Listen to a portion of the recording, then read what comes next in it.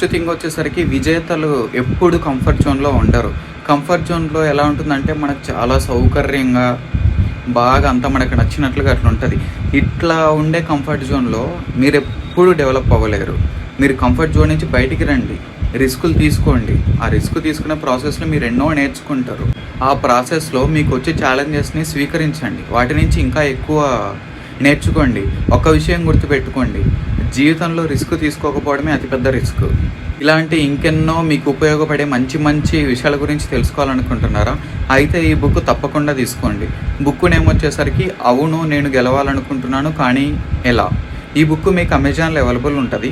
Amazon search బాక్స్లో మీరు అవును నేను అని టైప్ చేయండి, మీకు బుక్ చూపిస్తుంది.